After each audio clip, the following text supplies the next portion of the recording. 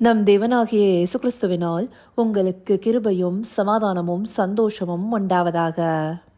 நேற்றைய தினத்தில் பார்த்தபடி பலிபீடத்தையும் அக்னியும் குறித்தே இன்றைக்கும் நாம் பார்க்க போகிறோம். அதற்கு நாம் எடுத்துக்கொள்ள போகிற வேத பகுதி 2 நாளாகமம் 6வது அதிகாரம் 12வது வசனம் மற்றும் 2 நாளாகமம் 7வது அதிகாரம் 1 வசனம். 2 Chronicles chapter 6 verse 12 and 2 Chronicles chapter 7 verse 1.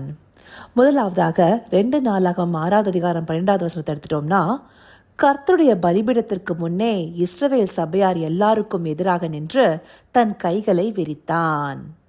அடுத்தபடியாக 2 நாளாகமம் 7வது அதிகாரம் 1 வசனத்தை எடுத்துட்டோம்னா, சாலமோன் ஜெபம் பண்ணி முடிக்கிற போது அக்கினி வானத்திலிருந்து இறங்கி சர்வாங்க தகன பலியையும் மற்ற பலிகளையும் பட்சித்தது, கர்த்தருடைய மகிமையும் ஆலயத்தை நிரப்பிற்று. இந்த 2 வசனமுமே பலிபீடத்தையும் அக்கினியையும் மையப்படுத்துகிறதாக இருக்கு. இதை நாம புரிந்து கொள்வதற்கு இந்த பகுதிகளுடைய பின்னணியை விரிவாக பார்க்கலாம். சாலமோன் ராஜா தேவாலயத்தை கட்டி முடிக்கிறாரு. அப்படியாக கட்டி முடித்த பிற்பாடு அவர் பலிபீடத்திற்கு முன்பாக நின்று ஜெபத்தை ஏறெடுக்கிறது 2 நாளாகமம் 6வது அதிகாரம் 12வது வசனத்துல பார்க்கிறோம். அங்கதான் சாலமோன் கர்த்தருடைய பலிபீடத்திற்கு முன்னாடி இஸ்ரவேல் சபையார் எல்லாருக்கும் எதிராக நின்று தன்னுடைய கைகளை விரிக்கிறாரு. எதற்காக? தேவனை நோக்கி ஜெபிப்பதற்காக. அப்படியாக கைகளை விரித்து தேவனை நோக்கி ஜெபம் செய்ய ஆரம்பிக்கிறத இதற்கு அடுத்தபடியா இருக்கிற வசனத்துல இருந்து பார்க்கும்போது நமக்கு தெரியும். இந்தபடியாக அவருடைய ஜெபம் இந்த வசனத்துல இருந்து துவங்கி அந்த அதிகாரத்துடைய 42வது வசனம் வரைக்கும் தொடருது. அப்படியாக அவர் ஜெபம் செய்வது அந்த பலிபீடத்துல படைக்கப்பட்ட சர்வாங்க தகன பலிகளையும் மற்ற பலிகளையும் தேவன் ஏற்றுக்கொள்வதற்காக. அந்தபடி அவர் ஜெபம் செய்து முடிக்கிறதோட 6வது அதிகாரம் நிறைவு பெறுது. அதற்கு பிற்பாடு 2 நாளாகமம் 7வது அதிகாரம் 1 வசனத்துல தேவன் வானத்திலிருந்து அக்னியை இறக்கி அந்த பலிகளை பட்சிக்கிறத பார்க்க முடியுது. அதையே சாலமோன் ஜெபம் பண்ணி முடிக்கிற போது அக்னி வானத்திலிருந்து இறங்கி சர்வாங்க தகன பலிகளையும் மற்ற பலிகளையும் பட்சித்ததுன்னு சொல்லப்பட்டிருக்கு. அப்படியாக பலிபீடத்துல அக்னி இறக்கப்பட்ட பிற்பாடே கர்த்தருடைய மகிமை ஆலயத்தை நிரப்புகிறது. அதை இன்னும் விவரிச்சு இதற்கு அடுத்தபடியா இருக்கிற வசனங்களும் நமக்கு காண்பிக்குது. அந்தபடியாக தேவாலயத்தை கர்த்தருடைய மகிமை நிரப்பினது அக்னி இறங்கின போதே. அந்தபடி பலிபீடத்தின் மீது அக்னி காணப்படும் போதே தேவனுடைய மகிமையானது வெளியரங்கமாகிறது. அதனாலேயே பலிபீடமானது அக்னினால எரிந்து கொண்டே இருக்கணுங்கிறத லேவியராகமம் 6வது அதிகாரத்துல தேவன் தாமே சொல்றாரு. இந்தபடி பலிபீடம் எனப்படுவது அக்னியினால அனல் மூட்டப்பட்டதாக இருக்கணும். அந்தபடி இருந்தாதான் அதுல தேவனுடைய மகிமை காணப்படும். தேவன் தன்னை வெளிப்படுத்துபவராக இருப்பாரு. அந்தபடி பலிபீடமானது அக்கினி இல்லாம காணப்படும் போது அது வெறும் ஒரு கட்டமைப்பாகவே இருக்கு. இந்த ஆலயத்துல வெண்கல பலிபீடம் ஆசாரிப்பு கூடாரத்தின் மாதிரியே பண்ணப்பட்டிருக்கு. அது வெறுமனே பலிபீடமாக இருந்த போது தேவாலயம் கர்த்தருடைய மகிமையினால் நிரப்பப்படல.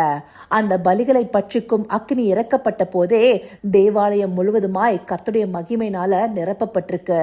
இப்படியாக பலிபீடத்தின் மேல அக்கினியானது எப்பொழுதுமே காணப்படணும். அந்தபடி பார்க்கும்போது இந்த நாட்கள்ல நம்மையே உயிருள்ள பரிசுத்த ஜீவ பலியாக தேவனுக்கு ஒப்பு கொடுக்கிறோம். அப்ப தேவனோடு நம்ம இணைக்கிற பலிபீடத்துல எப்பொழுதுமே ஆவியானவர் என்னும் அக்கினி காணப்பட்டு கொண்டிருக்கணும். ஆவியில எப்பொழுதுமே அனலுள்ளவர்களாக இருக்கும் போதே தேவனுடைய மகிமை வெளிப்படுகிறதாக இருக்கும். அந்த மகிமை நம்மையும் ஆசிர்வதிக்கும், நம் மூலமாக அநேகருக்கு ஆசிர்வாதங்களையும் கொண்டு போகும். அப்படிப்பட்ட அக்கினினால அனல் மூட்டப்பட்டவர்களாக நாம எப்பொழுதுமே காணப்படணுங்கிறதே தேவனுடைய விருப்பம் இருக்கு.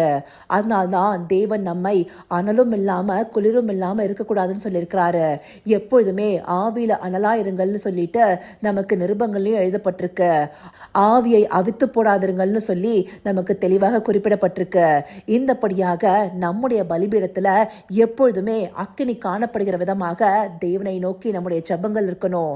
இந்த இடத்துல சாலமோனுடைய ஜெபமானது தேவனுடைய அக்கினியை வரவழைக்கிறதாக இருந்தது. நம்முடைய ஜெப வாழ்க்கை எப்படி இருக்கு? நம்முடைய ஜெபத்தின் மூலமாக நாம தேவனோடு ஐக்கியப்படுறோம். அந்த நேரத்துல ஆவியானவர் தாமே நமக்கு உதவி செய்கிறவராக இருக்கிறாரு. அந்த ஆவியினால நாம நிரப்பப்படுகிறவர்களாக அனல் மூட்டப்பட்டவர்களாக காணப்படணும்.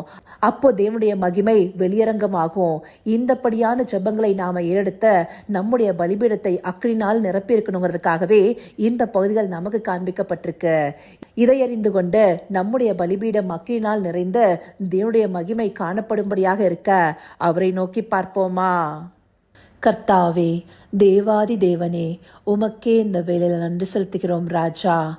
அப்பா, உம்முடைய பலிபீடமானது அக்னினால் நிரப்பப்பட்டிருக்கும் போதே உம்முடைய மகிமை வெளியரங்கமாகுங்கிறத இந்த பகுதிகள் மூலமா எங்களுக்கு காண்பிச்சிருக்கீங்க தகப்பனே. அந்தபடியாக எங்களுடைய ஜப வாழ்க்கையில உம்முடைய பலிபீடத்திற்கு முன்பாக ஆவி என்னும் அக்னினால் நிறைந்திருப்பவர்களாக நாங்க ஒவ்வொரு நாளும் காணப்படணும் தகப்பனே. அந்தபடியாக ஆவியில அனலுள்ளவர்களாக, ஆவியை அவித்து போடாதவர்களாக நாங்க காணப்பட தேவரீர் எங்களை நடத்தியறலைங்கப்பா. அப்படியே நீங்க நடத்த போகிற கிருபைக்காய் நன்றி. சகலவித துதி, மகிமை, கனம் யாவும் ஒருவருக்கே செலுத்துகிறோம். இயேசு கிறிஸ்துவின் மூலமாய் வேண்டிக் கொள்கிறேன் பிதாவே. ஆமேன், ஆமேன்.